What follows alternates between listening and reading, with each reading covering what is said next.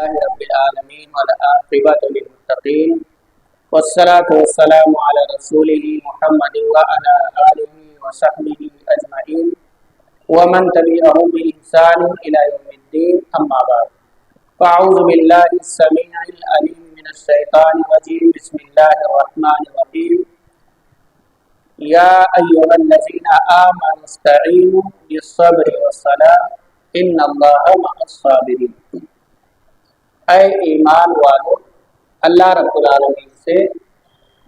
نماز اور صبر کے ذریعے سے مدد طلب کرو۔ اتنی خوبصورت یہ آیت ہے اور پیراگراف اتنی بہترین آیت ہے کہ اللہ رب العالمین کی جانب سے کہا جا رہا ہے اے ایمان والو، اور بندوں میں اللہ رب العالمین نے ایمان والوں کو منتخب کیا۔ یا ایھا الناس نہیں کہا کہ اے دنیا کے تمام لوگوں، نماز کے ذریعے اور صبر کے ذریعے مدد طلب کرو، کہ اللہ نے ایمان والوں کو یاد کیا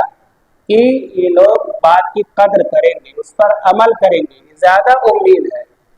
تو میرے بھائیو، اللہ نے کہا اے ایمان والو، اس کی لاج ہمیں رکھنی ہے کہ یہ نماز جو ہے اور اسی طریقے سے صبر جو ہے مومن کے لیے دونوں بہت بڑے ہتھیار،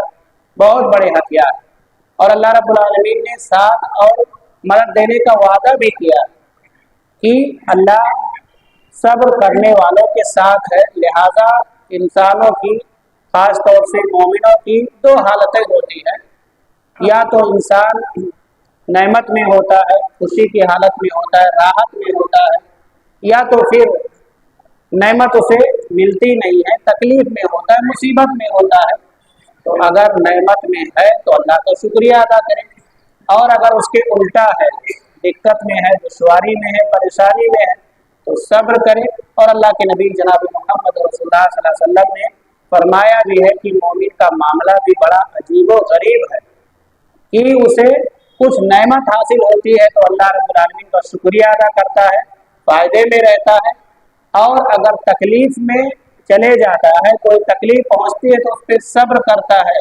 اس میں بھی اس کا فائدہ ہی فائدہ ہے۔ تو دونوں جانب سے میرے بھائیوں، صبر اور یہ نماز یہ مومن کے لیے بہت اہم ہے، اور ہر آن، ہر لمحہ، ہر موقع پر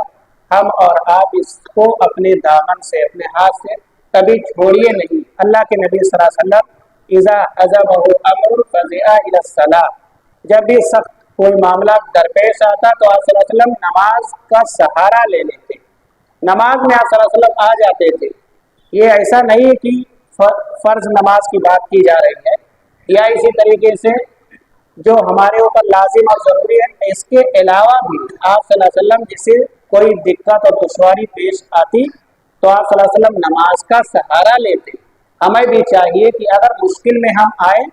تو اپنے دکھ اور درد کی کہانی اللہ رب العالمین کو سنانے کی کوشش ہم اور آپ کریں، سجدے میں جا کر کے روئیں، دیکھیے اللہ رب العالمین کی مدد کیسے ملتی ہے۔ تو اے ایمان والو، نماز کے ذریعے سے اور صبر کے ذریعے سے اللہ کی مدد طلب کرو۔ اللہ رب العالمین لوگوں کے ساتھ میں ہے۔ اللہ سے دعا ہے کہ اللہ تبارک و تعالیٰ ہمیں ان دونوں چیزوں کو ہر آن، ہر لمحہ، ہر موقع پر فائدہ اٹھانے کی توفیق عطا فرمائے۔ آمین و آخر دعوانا الحمدللہ رب العالمین۔